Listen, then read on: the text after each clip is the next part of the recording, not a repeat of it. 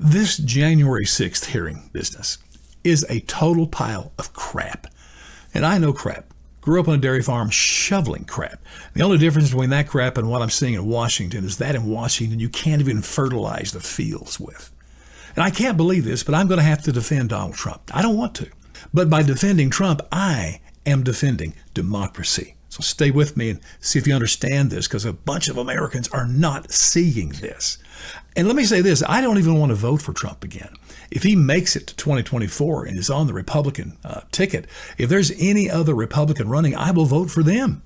I'm tired of his antics. I'm tired of his bad characters. I want him to go away. Plus, we need to get the White House back to being a house instead of a home for the elderly. It's like all we hear about is Biden, Trump, and Hillary Clinton. Are you kidding me? Good Lord.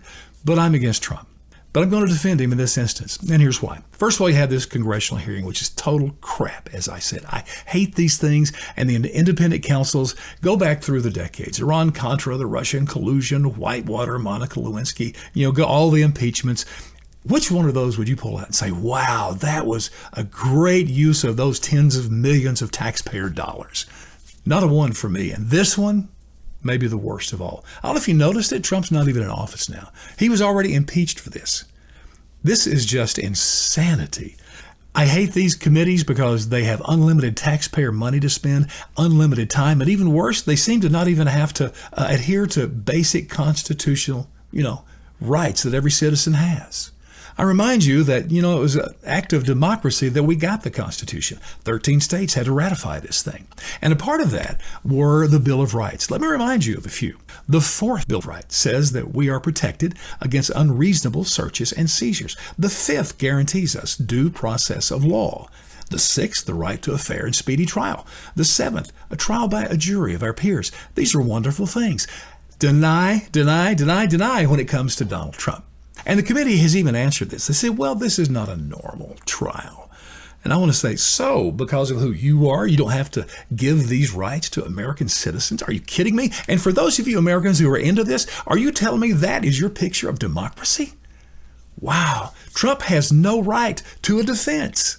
Can't have a lawyer there to object or to cross-examine some of these witnesses or to provide a rebuttal or, God forbid, to be able to bring in evidence that would be contrary to this committee. You see, they are the prosecution, the judge, and the jury. Sealed, tight, cut and closed, man. No room for a defense. Listen, I read recently that Somalia is the least developed and democratic country on the planet. This trial would fit in really well with those people and the way they see government. It does not belong in a democracy because there's none there. And then secondly, you've got this, the real goal here is to make sure Trump can't run in 2024. Okay? That's the big deal. And so I need to know how that is democracy. I thought I can go into the booth and vote for who I want to. But no, not to this committee. They're going to make sure you don't have the right to vote for this guy. And who's next? And I think that's the point I'm going to close with. The bottom line here is if they can do this to Trump, who is a president, but also a citizen, you're a fool if you don't think they can use this same power against you.